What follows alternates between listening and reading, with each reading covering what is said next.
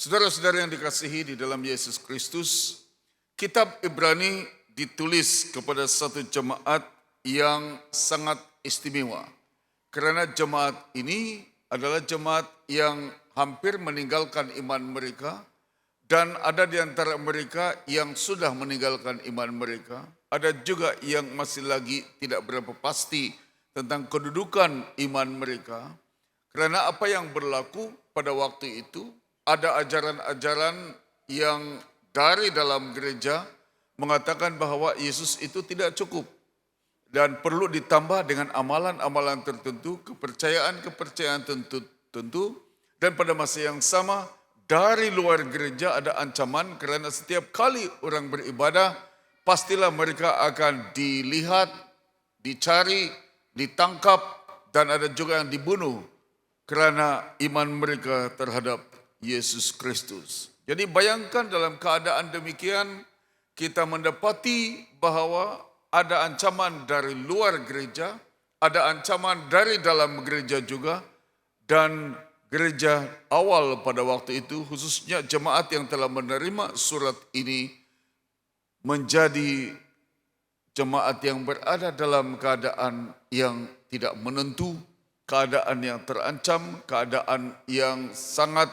menakutkan, dan oleh sebab itulah maka penulis kitab Ibrani telah memberikan dorongan kepada mereka, dorongan untuk maju ke hadapan.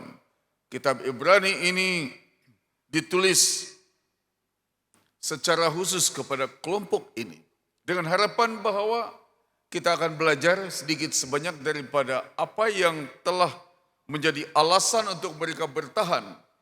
Kalau gereja itu tidak bertahan pada waktu itu, maka saya percaya gereja hari ini tidak ada, sebab apa yang ada pada hari ini adalah hasil daripada gereja pada zaman dahulu. Saudara-saudari yang dikasihi di dalam Tuhan, maka oleh sebab itulah penulis surat ini telah mengutarakan satu perkara penting, yaitu mengenai penunjulan dan keunggulan Yesus Kristus secara khusus, tetapi juga berbicara mengenai kepentingan untuk saudara dan saya bertekun di dalam Tuhan. Kalaupun ada khotbah yang baik mengenai siapa Yesus Kristus itu, kalau kita sendiri tidak mengambil tanggung jawab untuk bertekun atau memberikan respons, tanggapan dan tindakan atau tindak balas terhadap kebenaran firman Tuhan, segalanya akan menjadi sia-sia juga. Sebab itulah setiap kali penyampaian firman Tuhan daripada siri yang baru ini dari kitab Ibrani, mulai hari ini sampai bulan Oktober, kita harus memberikan tindak balas baik di dalam hidup kita secara pribadi maupun dalam perbincangan kita di dalam kelompok-kelompok sel, kelompok-kelompok pemuridan yang kita ada, supaya kita dapat saling mendorong di antara satu dengan yang lain.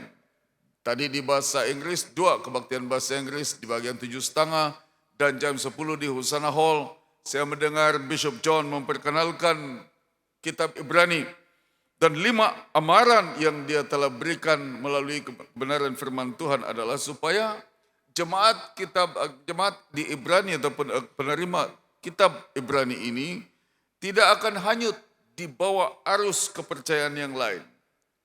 Tidak akan seperti mengeraskan hati mereka terhadap kebenaran firman Tuhan. Tidak akan jatuh dan jatuh lagi di dalam iman mereka. Supaya mereka tidak akan menjadi jemaat yang menolak kebenaran firman Tuhan dan menolak Tuhan sendiri. Dan pada masa yang sama diberikan amaran supaya jangan sama sekali keluar daripada landasan iman yang sebenarnya. Dan amaran ini adalah amaran yang semakin lama semakin meningkat. Apabila kita gagal untuk melakukan yang pertama, maka kita akan jatuh kepada masalah yang kedua, masalah ketiga, masalah keempat, masalah selanjutnya. Dengan kata lain, kita ini semakin lama semakin dalam kejatuhan kita semakin lama semakin dalam kalau kita tidak berhati-hati. Oleh sebab itulah maka terdapat dorongan-dorongan penting di dalam kebenaran firman Tuhan ini yang kita perlu perhatikan, perhalusi ketika kita membaca dan mendengarkan firman Tuhan dihuraikan. Yang pertama adalah mengenai pembicaraan Tuhan. Ibrani pasal 1 ayat 1 dan 2 berbunyi, setelah pada zaman dahulu Allah berulang kali dan dalam pelbagai cara berbicara kepada nenek moyang kita dengan perantaraan nabi-nabi. Saudara-saudari, zaman dahulu, zaman sebelum kedatangan Yesus Kristus, telah ada suara-suara daripada Tuhan untuk berbicara kepada umat Allah supaya jangan lari daripada kebenaran firman Tuhan. Dia telah memperingatkan melalui para nabi, karena nabi adalah nabi yang berbicara bagi pihak Tuhan kepada umatnya. Mereka telah berbicara dengan luar biasa, mendapat apa yang dikatakan oleh Tuhan, baik melalui hukum 10 pada Nabi Musa ataupun kepada Nabi Yesaya, Nabi Yeremia, kepada nabi-nabi yang kecil. Bukan karena kepentingan perkataannya atau nubuatannya, tapi karena size suratnya atau tulisannya. Dan oleh sebab itulah maka setelah pada zaman dahulu, daripada zaman-zaman yang sebelum Kristus, Tuhan telah berbicara lebih awal. Apa yang mereka katakan? Semua yang dikatakan nabi-nabi di perjanjian lama itu, mereka mengatakannya untuk merujuk atau untuk menunjukkan setiap manusia kepada kedatangan Yesus Kristus itu sendiri. Semua nubuatan, semua simbol, semua kata-kata, semua perkara-perkara yang dikatakan oleh para nabi pada zaman sebelumnya, sebelum Kristus Yesus lahir ke dalam dunia. Saudara-saudara yang dikasihi dalam Tuhan, dikatakan oleh Tuhan untuk menunjukkan bahwa suatu hari akan ada seorang nabi, imam, raja dan nabi yang unggul daripada semua yang lain. Mengapa dikatakan demikian? Sebab ada beberapa orang di dalam gereja dan di luar gereja mengatakan bahwa Yesus Kristus tidak cukup. Anda harus memiliki apa yang lain. Apa yang ada di dalam perjanjian lama, apa yang ada di dalam praktis kebudayaan Yahudi, keagamaan Yahudi, menunjukkan kepada kita bahwa ada keperluan untuk melihat semua ini. Dan oleh yang demikian maka orang-orang Kristen pada waktu itu merasa keliru. Apakah ini tidak cukup? Sehingga walaupun mereka telah memiliki Yesus, mereka berusaha untuk mencapai sesuatu yang lain. Karena mereka merasakan untuk sampai ke surga, Yesus tidak cukup. Itu menjadi ancaman kepada gereja. Misalnya, perayaan Pentakosta. Pada mulanya, perayaan Pentakosta adalah satu perayaan keagamaan atau kebudayaan semata-mata. Karena mengingat kebaikan Tuhan, apa yang telah Tuhan berikan melalui pertanian. Selepas itu berubah menjadi perayaan keagamaan semata-mata. Karena orang Yahudi merayakannya. Sampai kepada waktu hari Pentakosta, bila mana Yesus Kristus sebagaimana dia janjikan bahwa Roh Kudus akan diturunkan, maka perayaan Pentakosta menjadi perayaan pesta rohani, perayaan kerohanian. Daripada perayaan kebudayaan kepada perayaan keagamaan, selepas itu menjadi perayaan kerohanian. Ada evolusinya. Karena Tuhan telah berbicara sejak daripada dahulu bahwa hal ini akan berlaku. Tetapi memerlukan Yesus Kristus untuk sampai dan menyatakan apa sebenarnya dimaksudkan daripada simbol-simbol yang demikian. Saudara-saudara yang dikasihi dalam Tuhan, saya pernah melayani di kawasan Keningau, dan puji Tuhan ada sebuah gereja jemaat yang pada hari ini dipanggil di gereja di Batu Apar ditubuhkan. Waktu permulaan gereja tersebut ditubuhkan, ada satu kumpulan yang begitu luar biasa. Kita telah menginjil di atas bukit, 3 keluarga mula-mula terima Yesus. Lepas itu mereka bawa kami melawat semua keluarga-keluarga mereka di kawasan itu, sampai 22 keluarga datang kepada Tuhan, lebih daripada 100 orang. Sangat menarik perhatian, sangat mendorong kami juga, sehingga hari ini masih ada di situ, kebanyakan masih ada di situ, yang lain telah pergi di tempat lain, di bandar-bandar dan sebagainya. Tetapi salah satu peristiwa, salah seorang daripada mereka yang baru mengikuti Yesus, baru dibaptis. Saudara, dia salah pasang atau salah beli minyak. Sepatutnya lampu pom, itu pressure lamp, hanya untuk minyak tanah, tetapi terbeli minyak petrol. Bila mereka hidupkan api, nyalakan api, di pressure lamp itu tiba-tiba meletup dan sebahagian badannya telah meluncur dan masuk ke hospital. Tenang. Kami melawat pada waktu itu. Sebagai orang Kristen yang baru, dia tanya kepada saya, bolehkah itu kalau Yesus kasih salam sama tepikung? Dia kata. Saya kata, apa maksud kamu? Dia kata, dulu kami percaya tepikung. Orang dusun pada cakap Cina percaya tepikung. Bila sudah jadi orang Kristen, dia pikir kalau gabung di antara tepikung dengan Yesus lebih kuat lagi. Ada kombinasinya. Saya tersentak seketika waktu dia katakan, bolehkah itu kalau Yesus dikasih salam sama tepikung, katanya. Tapi cepat bagaimana Roh Kudus memberitahu hati saya dan pikiran saya bahwa mungkin kalau ada kombinasinya itu lebih kuat. Akhirnya saya harus beritahu dia, Anda baru saja menjadi orang Kristen dan percaya Yesus Kristus, tidak ada lagi kepercayaan yang lain yang harus kita ikuti selain daripada Yesus Kristus. Ini yang dihadapi oleh mereka pada waktu itu. Orang Ibrani pada waktu itu. Sehingga kalau ada orang menganggap lebih Yesus ini tidak cukup, perlu ada Nabi Musa, hukum Taurat, perlu ada malaikat-malaikat, perlu ada upacara-upacara. Semuanya ini mereka masih mau mengikutinya, walaupun mereka sudah mengenal Yesus Kristus. Tidak salah untuk belajar daripada apa yang ada di perjanjian lama. Tetapi yang salahnya adalah mereka mengatakan Yesus tidak cukup untuk keselamatan masuk ke surga. Dan yang demikian maka ada keperluan untuk mereka menunjukkan dan memberitahu semula bahwa Yesus ini unggul daripada semuanya dan tidak perlu lagi ada tambahan-tambahan daripada semuanya. Orang putih kata, lebih kurang terjemahannya adalah kalau terlampau banyak tukang masak, itu sup rusak.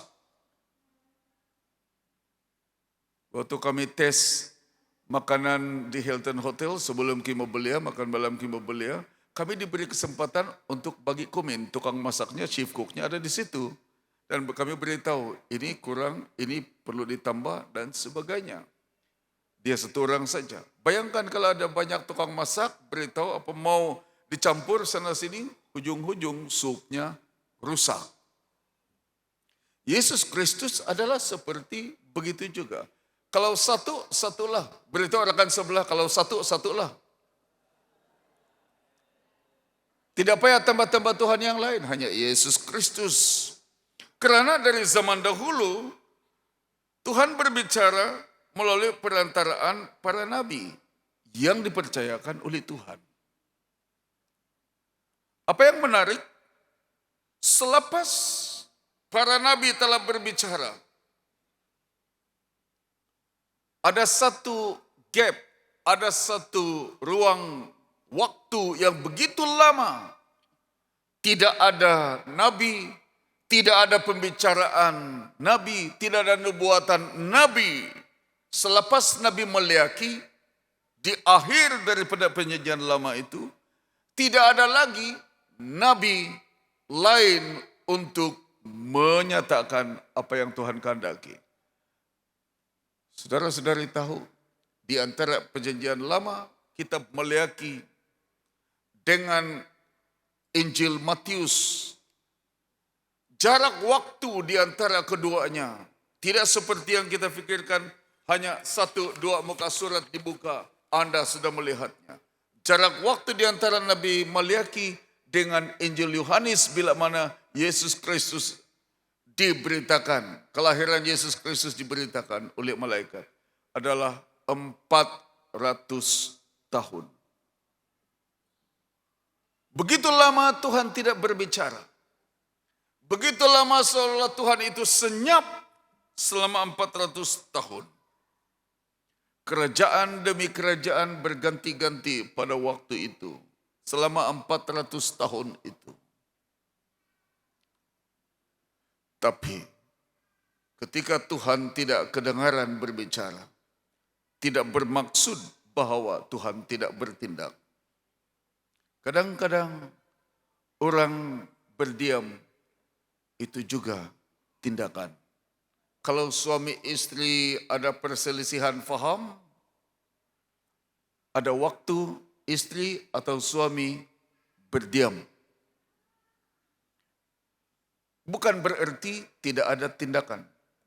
Berdiam itu adalah juga tindakan. Beritahu rekan sebelah, diam itu tindakan.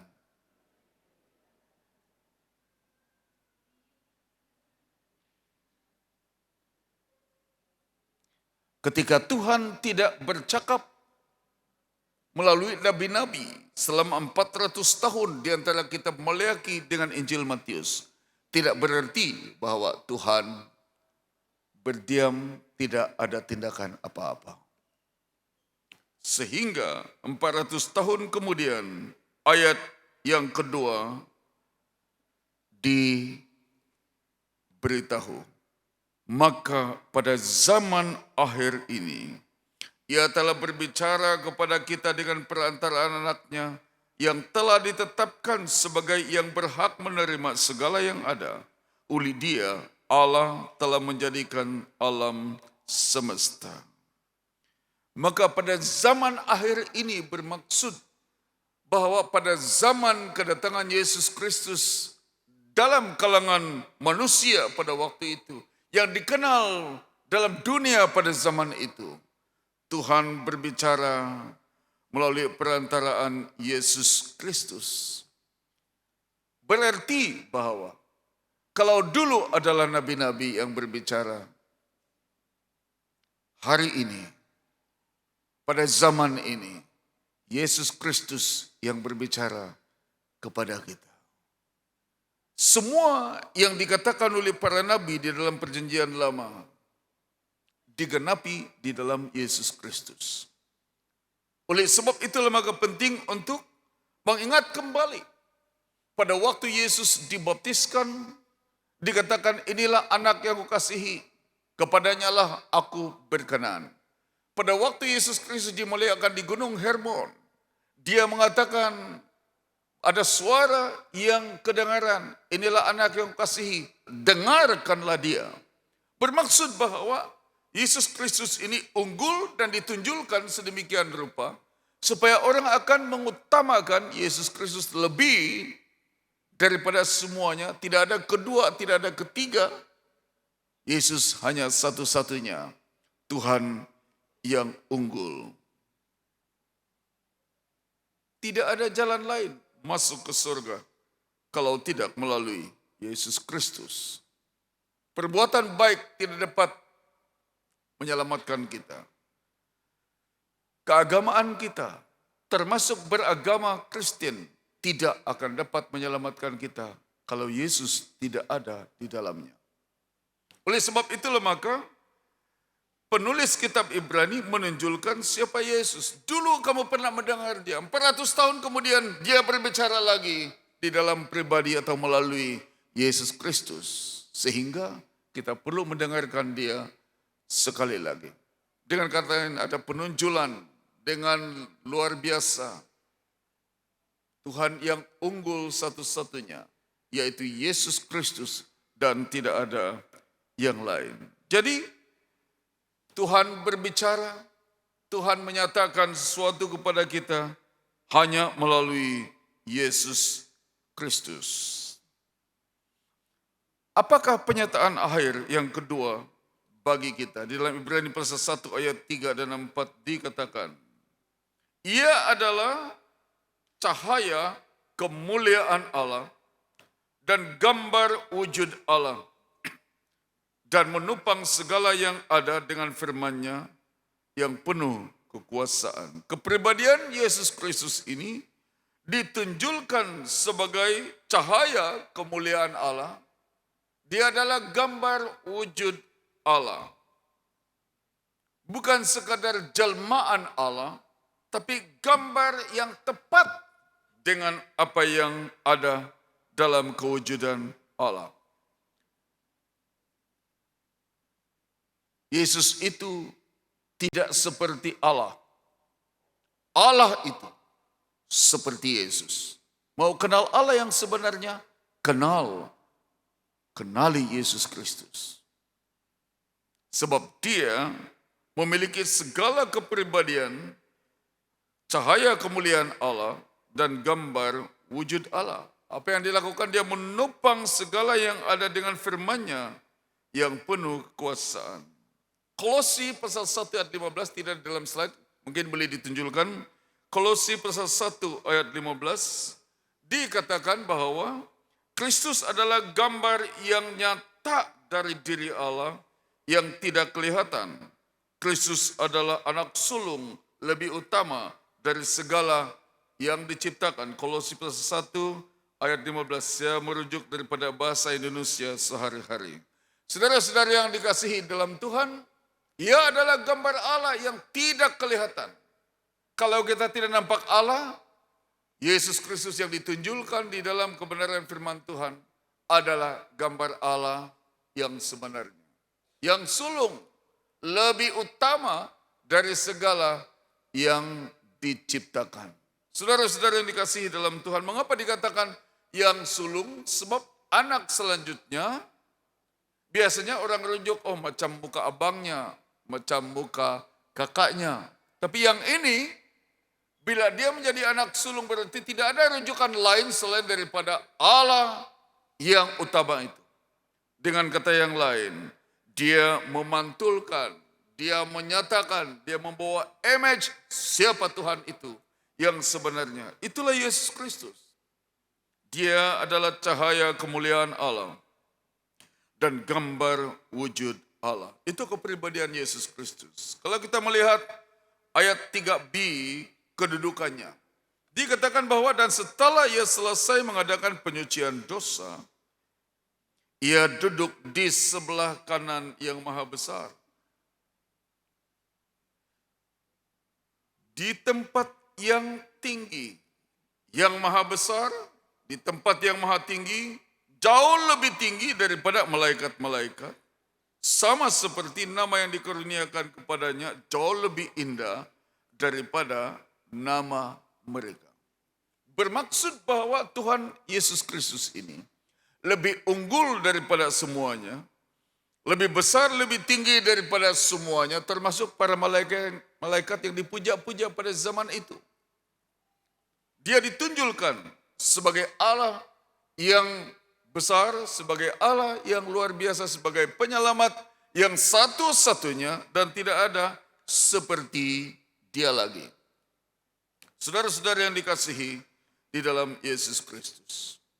Jadi dalam pendahuluan kitab Ibrani ini kita perlu mengetahui lebih dahulu mengenai siapa Yesus Kristus itu dan apa yang Dia buat. Karena kalau kita tidak kenal Dia, keagamaan kita akan menjadi keagamaan yang kosong. Kalau kita tidak menerima Yesus Kristus sebagai Tuhan dan penyelamat secara pribadi, satu-satunya pengharapan kita, saudara-saudara yang dikasihi dalam Tuhan Yesus Kristus, kita akan kehilangan segalanya. Kalau kita tidak kenal Dia. Saya masih ingat cerita seorang maharani di Cina. Dia ini istri yang pertama maharani di Cina dan bagus juga dia punya maharaja itu. Dia bincang bagus-bagus istrinya. Dia kata, aku mau kawin lagi satu. Kebanyakan laki-laki kadang-kadang curi-curi, bukankah? Tapi maharaja ini dia bincang istrinya. Walaupun dalam Kristen tidak boleh lebih dari satu istri. Tapi cerita Cina. Dia kata, oke, karena saya masih mengasihi kamu, kata itu maharaja itu. Kamu ambil apa sahajalah dalam istana ini. Lepas itu kamu keluar dari istana.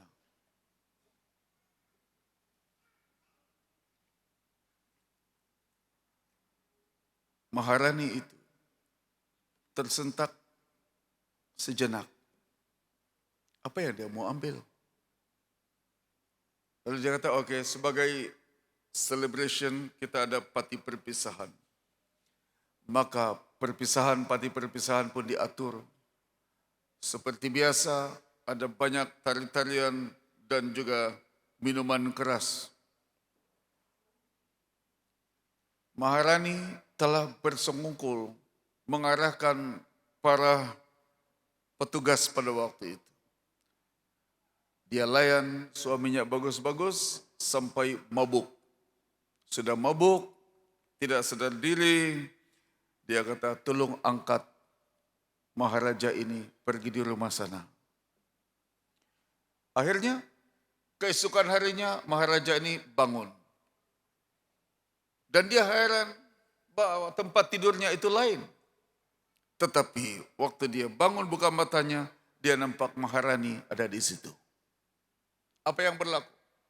Dia tanya istrinya, kenapa saya masih di sini? Sepatutnya saya tidak boleh berada di samping kamu lagi sebab kita sudah berpisah secara sah. Maharani ini kata, bukankah kamu telah berjanji? Ambil saja apa yang ada dalam istana dan keluar daripada istana. Dia kata, kalau saya ambil harta benda, uang itu pandai habis. Tapi kalau saya ambil maharajanya, semua yang saya mau tetap ada, dia kata.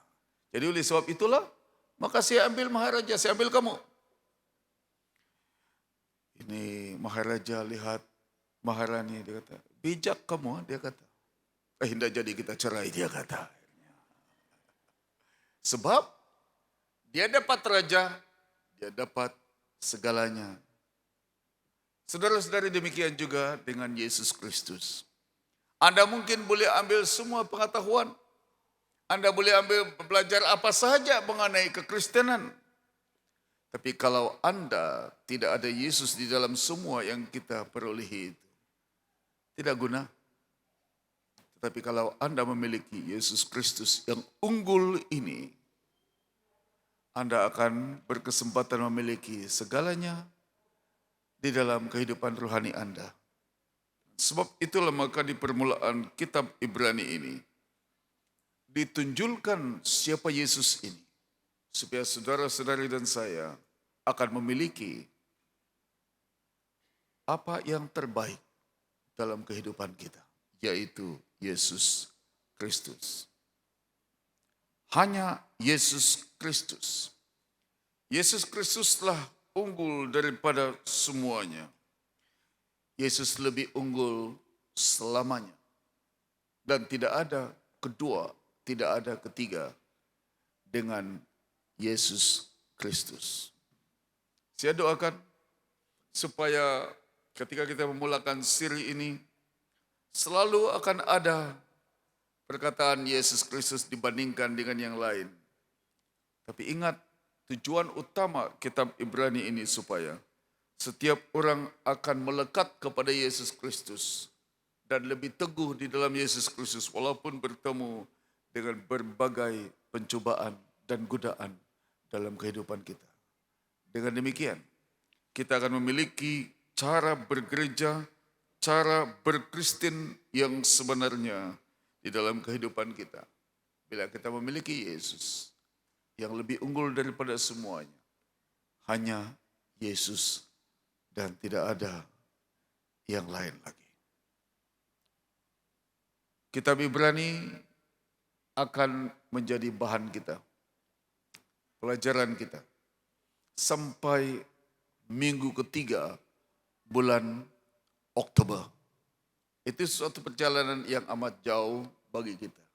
Tapi saya harap Anda akan enjoy dengan seri pengajaran ini, sehingga ada kebaktian penetapan pada akhir bulan Oktober, sebelum kita menyambut hari ulang tahun yang ke-112 tahun All Saints pada 1 hari bulan November. Saya harap dan saya doakan supaya kita akan memiliki banyak pelajaran, banyak segi pelajaran di dalam kitab ini.